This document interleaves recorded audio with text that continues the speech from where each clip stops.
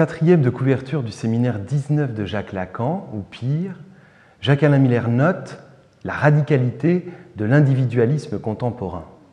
Il orthographie individualisme, UN-dividualisme. Cette écriture fait valoir la fonction du « un ». L'individu se revendique dans le « un » que l'on peut mettre du côté de l'auto, autodéterminé, auto-engendré, auto-centré, autonomie, soit celui qui s'auto-nomme. Cela veut-il dire que la revendication de l'individu à son individualité est sans petit autre ou sans grand autre? Bon, je crois qu'il faudrait d'abord définir ce qu'est un individu. Évidemment, les définitions varient selon qu'on définit l'individu à partir de la sociologie, à partir de l'histoire, à partir de différentes disciplines. Mais il me semble que ce qui est important, déjà, c'est le mot lui-même, le signifiant individu. Étymologiquement, l'individu, c'est ce qui ne peut être divisé. Indivisible, on l'entend. Individu. Ça vient du latin et en fait, on retrouve une transcription du grec finalement, atome, c'est-à-dire l'individu, ce qui ne peut être divisé. Alors, ça nous renseigne, s'il ne peut être divisé, l'individu est plein et entier de lui-même. Il n'est pas divisé. Alors, pour nous, psychanalystes, ça s'oppose au sujet de Lacan, le sujet qui, lui, est divisé.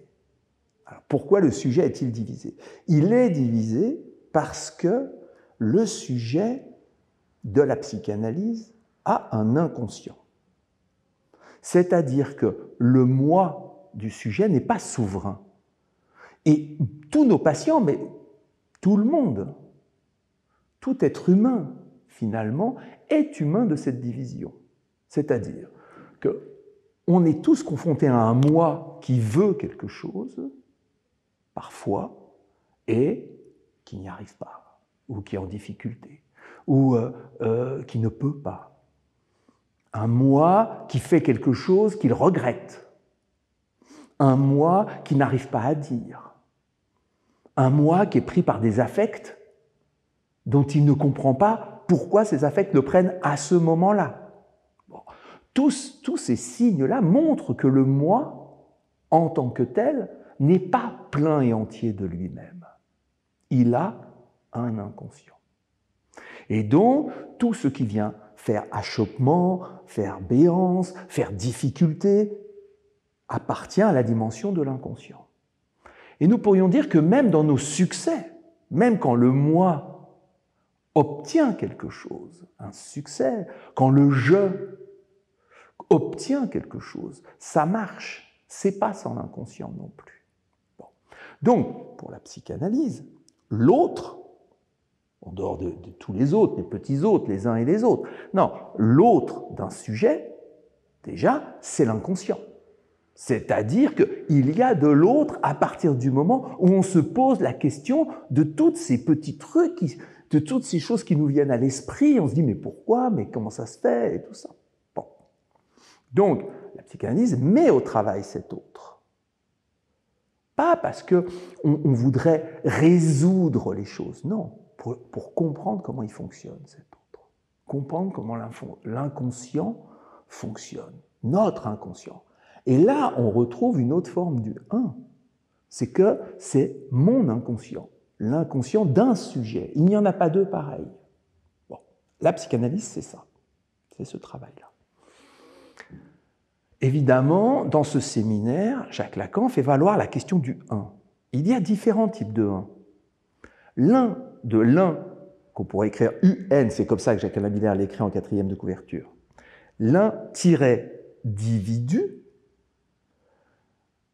c'est-à-dire qui n'est pas divisé, produit un individu qui devrait, pour se soutenir de sa non-division, produire des énoncés de certitude. C'est la certitude qui l'accompagne.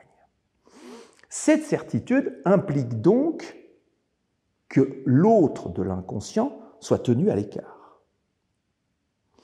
Et donc, on assiste aujourd'hui, et c'est ça que Jacques Lacan repère en 1972, date de ce séminaire, il repère que nous allons aller de plus en plus vers la montée de l'individu, c'est-à-dire de quelqu'un qui ne veut pas, d'un sujet, on pourrait dire, même si le sujet est divisé, d'un sujet qui ne veut pas être divisé, qui va dénier l'inconscient. Et les mouvements actuels qui deviennent des discours du maître, les mouvements actuels autour de la question de la cancel culture, autour de la question de l'idéologie trans, dont il faut complètement détacher de chaque trans qui a affaire à sa propre question sur son corps, sur ce qu'il veut être. Chaque personne qui se vit comme ça a beaucoup de choses à nous apprendre et à nous dire. Hein. Mais il ne faut pas confondre avec l'idéologie qui produit un discours extrême d'une revendication de certitude. Ça ne peut être interrogé. Si on interroge ça, si on questionne, si on dit « et l'inconscient dans tout ça », comme Jacques Chancel pouvait dire « et Dieu dans tout ça », ben nous, si on dit « et l'inconscient dans tout ça », eh bien, on nous répond extrême droite. Et là, il y a quelque chose qui ne va pas. Et là, il y a quelque chose qui ne va pas. Pourquoi? Parce qu'on retire à l'humain, à l'être humain, quelque chose de fondamental, qui est que n'étant pas plein de lui-même, une certaine humilité du jeu s'impose. C'est pour ça que le sujet est barré chez Jacques Lacan. Et cette humilité permet un nouveau type de lien social. Si le lien social, c'est la certitude, alors les conséquences peuvent en être graves. Et là, on le voit dans le lien social globalement, pas uniquement là dans les deux exemples que j'ai cités. Je les ai cités parce que ce sont des dénis clairs de l'inconscient et de l'histoire. Mais on aperçoit globalement une certaine radicalisation du lien social et donc quelque chose qui fait monter le communautarisme, la ségrégation. On voit le retour de mots qu'on espérait avoir éradiqués, que la gauche qui a combattu ces mots, la race, tout ça, on a combattu ça au nom d'un universalisme. Parfois peut-être un peu béat, mais néanmoins, actuellement, ça fait retour et ça reproduit du communautarisme, de la ségrégation, au nom du bien. Alors là, ça vaut le coup de s'interroger. Mais si on s'interroge, on est d'extrêmement... Vous voyez, c'est ça qui, à mon avis, mérite quand même d'être questionné. La revendication de l'individu au respect de son individualité ne semble plus argumenter sur un débat avec soi-même, mais sur l'affirmation d'un éprouvé comme vérité devant s'imposer à l'autre. Ce que Jacques-Alain Miller a épinglé d'un « je suis ce que je dis » et dont l'école de la cause freudienne a fait ses journées en novembre 2022. Le débat avec soi-même implique une division du sujet, la possibilité de l'inconscient. L'individu, lui, s'y oppose dans son étymologie même, ce qui ne peut être divisé. Cela a des conséquences sur le lien social. Pourriez-vous nous en dire quelque chose? Alors, j'ai déjà un peu répondu à partir de la première question. Néanmoins, qu'est-ce qu'on peut repérer? Il y a toujours eu des discours qui déniaient l'inconscient. D'une certaine façon, tout discours, hormis le discours de la psychanalyse, dénie l'inconscient. Ce qui ne veut pas dire que l'inconscient ne soit pas au cœur de la chose. Mais seul le discours de la psychanalyse n'est pas un discours de domination dans sa structure même. Quand je dis discours de la psychanalyse, je fais appel à la logification par Jacques Lacan des discours de la société, discours de la psychanalyse, discours de l'hystérique, discours du maître, discours de l'université. Bon. Quelles conséquences? C'est que le jeu n'est pas un jeu éthéré comme ça, qui se balade. Le moi, pour le dire avec les termes freudiens, n'est pas un moi comme ça qui serait une pure abstraction de l'esprit. Ce que la psychanalyse nous apprend, c'est que c'est dans le corps que ça s'enracine. C'est-à-dire qu'on éprouve des choses et qu'il y a des effets. Les discours ont des effets. Les mal-être qu'on éprouve quand on va voir, par exemple, un psychanalyste, la difficulté qu'on éprouve, c'est pas purement une vue de l'esprit, c'est quelque chose qui s'enracine dans le corps. Bon. Et l'inconscient lui-même n'est pas extérieur à cette fonction du corps.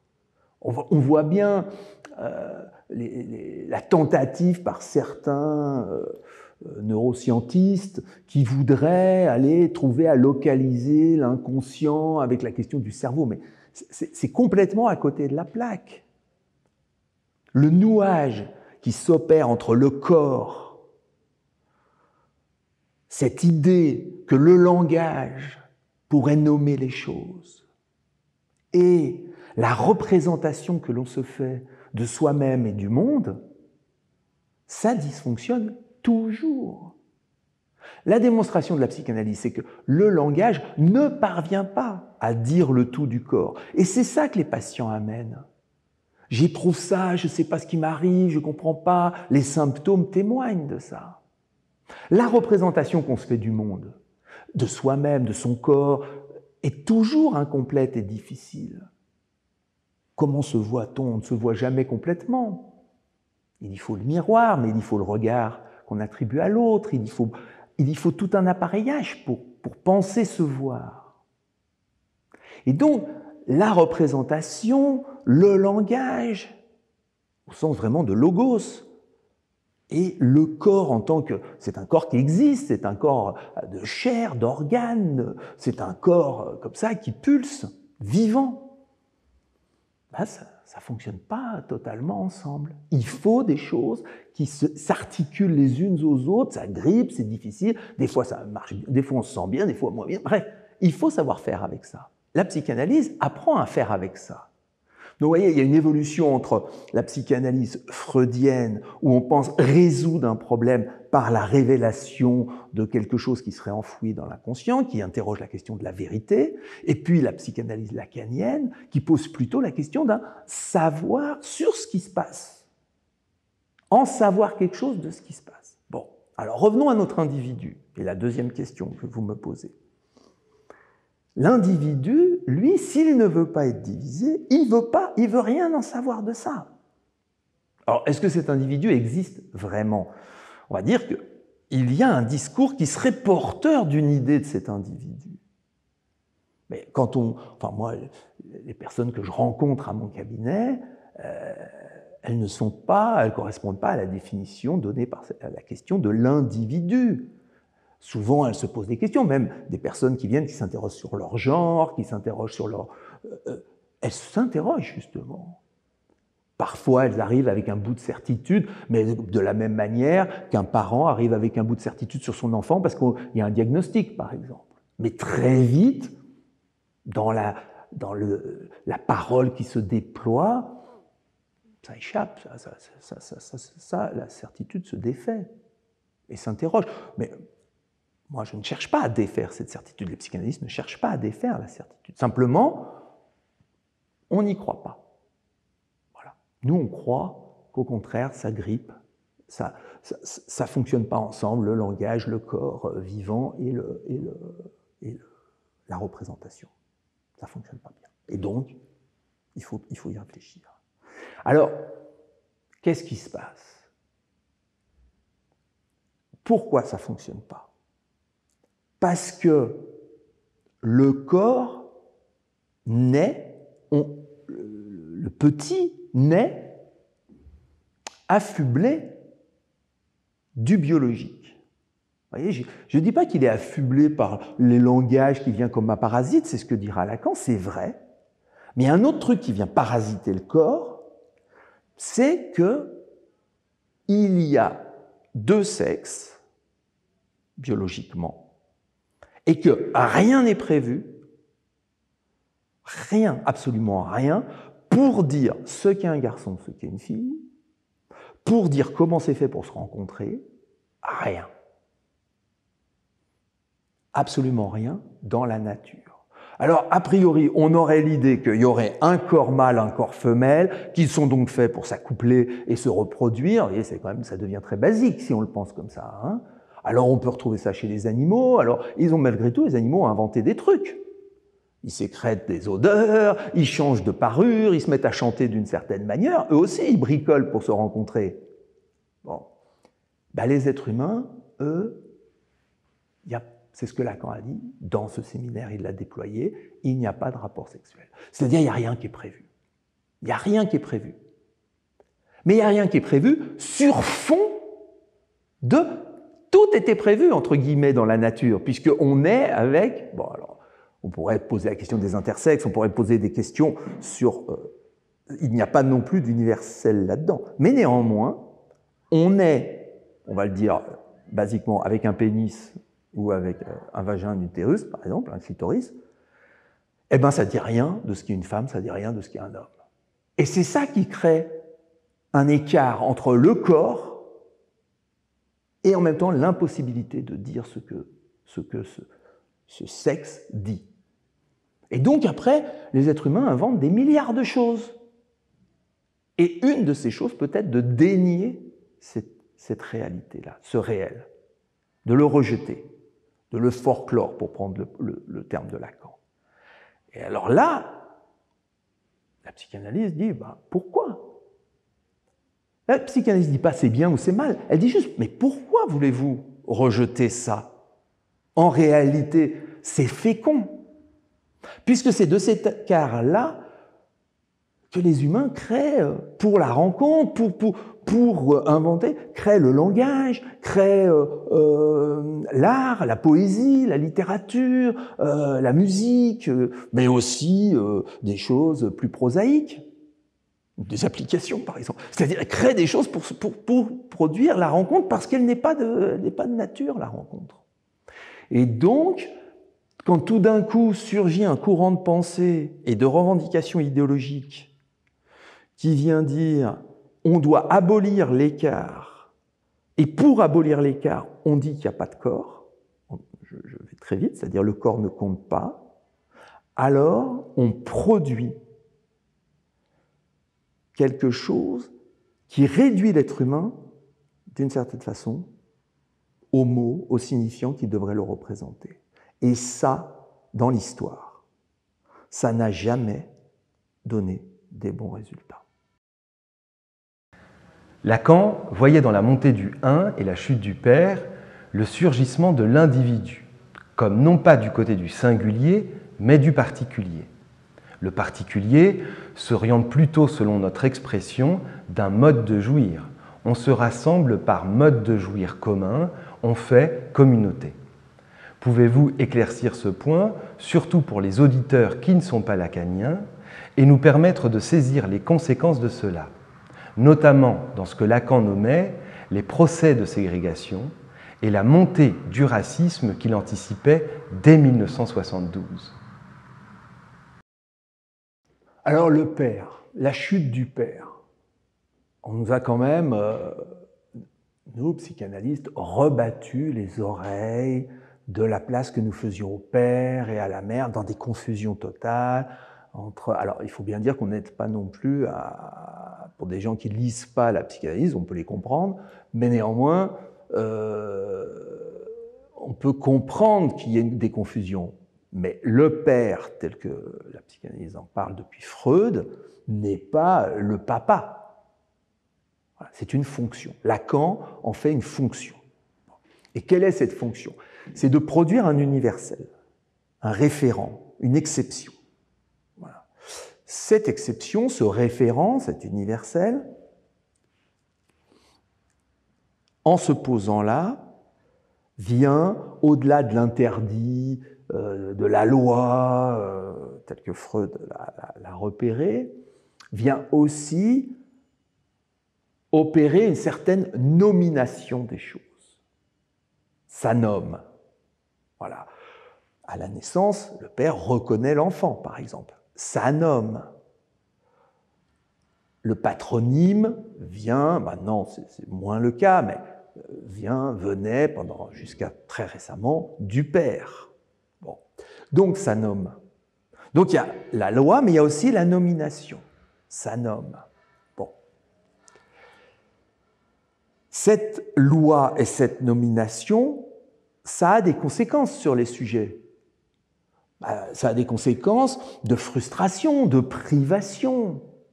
On s'y reconnaît, on s'y reconnaît pas. Ça crée des symptômes, ça crée des difficultés. On n'a pas accès au tout de soi. Bon. Alors, bien sûr, je schématise, hein, je vais très vite, hein, mais comme vous m'avez demandé pour un public qui ne lit pas, qui ne connaît pas la psychanalyse, voilà, j'explique. Donc le père, c'est pas le papa, c'est une fonction. Bon.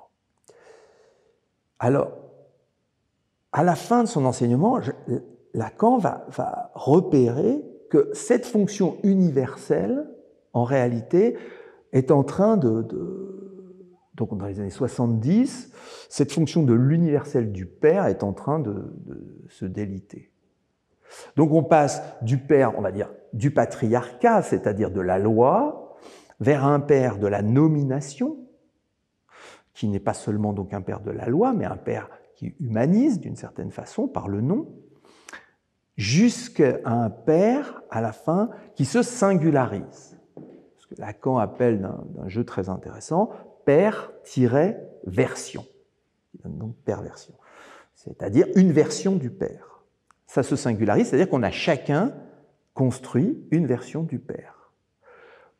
Du père fonction, du père nomination, mais du père aussi qui va localiser son désir, sa jouissance dans quelque chose. Voilà. Bon.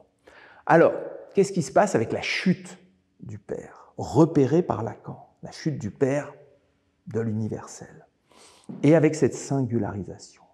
C'est que du coup, la fonction de la nomination et la fonction de la loi qui s'impose à tous devient plus volatile, devient plus labile aussi. Bon. Alors, du coup, est-ce que c'est la catastrophe? Pas du tout.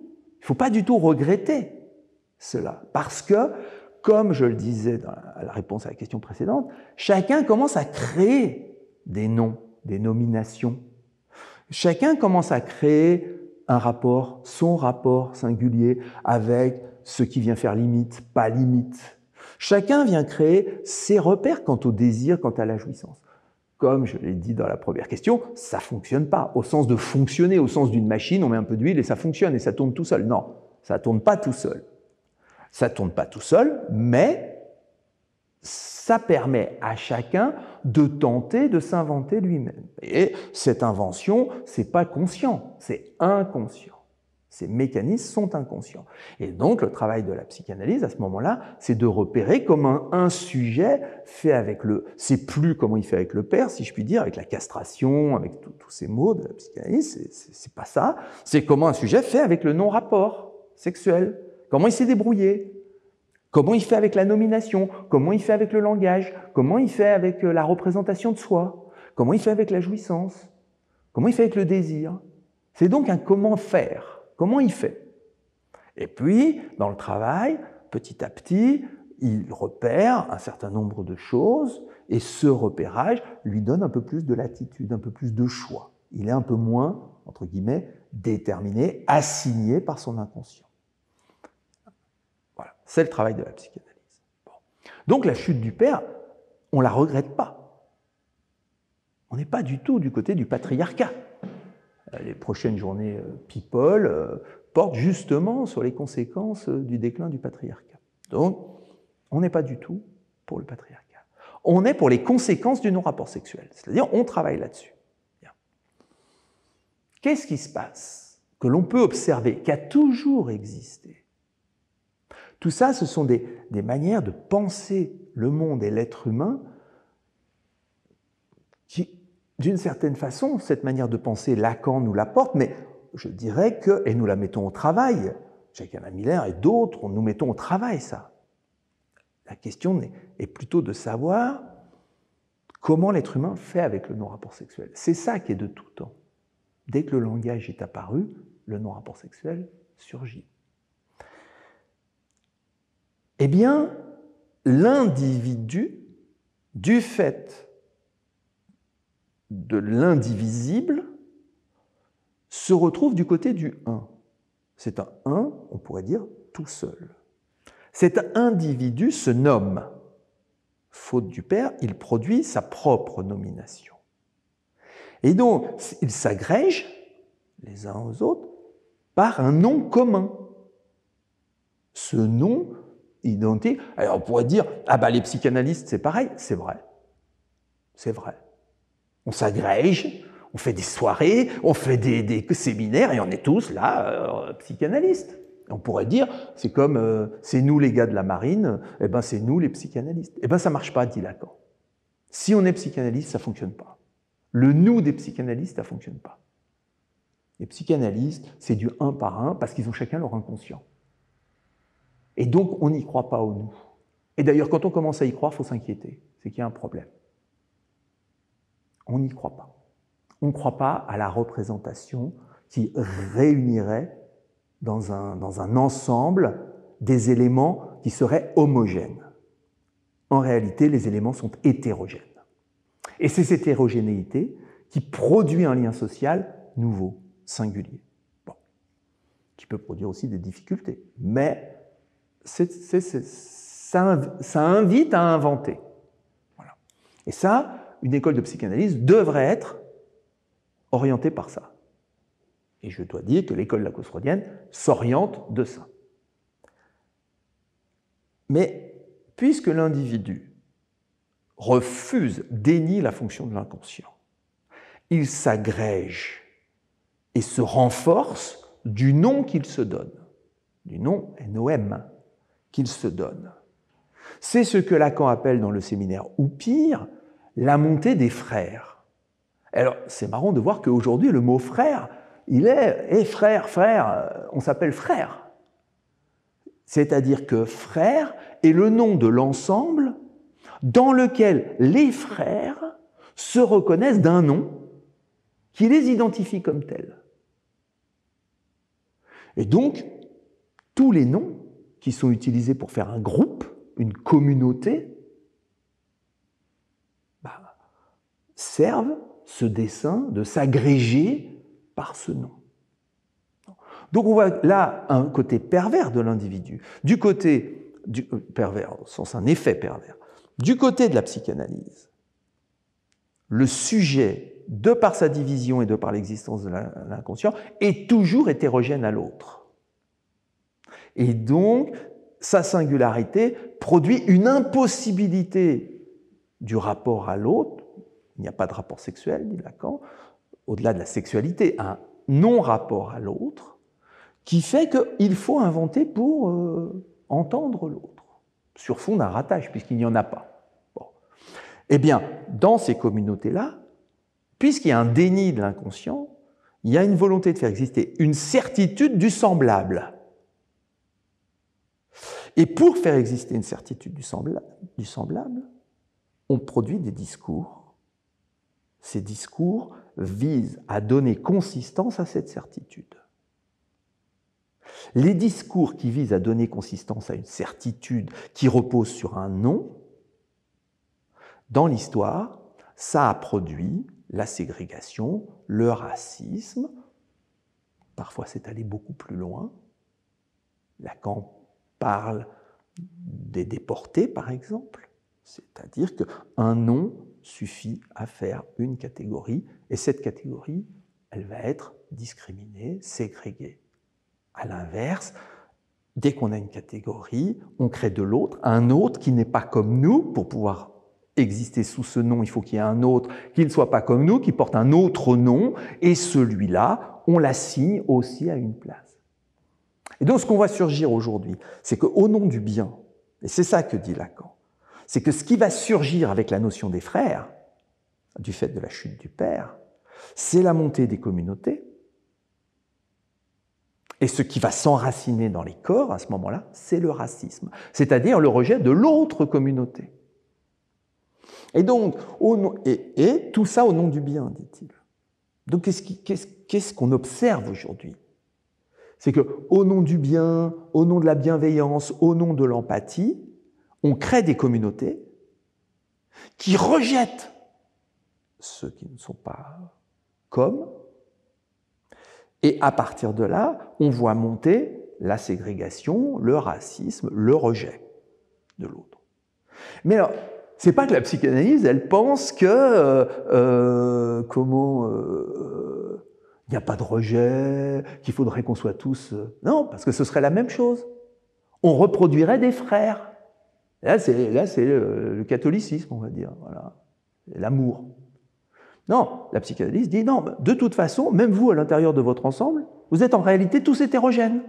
Il n'y en a pas un comme l'autre. Et nous, ce qu'on vous propose, c'est que vous interrogiez votre propre hétérogénéité. Et que d'une certaine manière, vous êtes, de par l'inconscient, hétérogène à vous-même, puisqu'il y a un autre qui est là.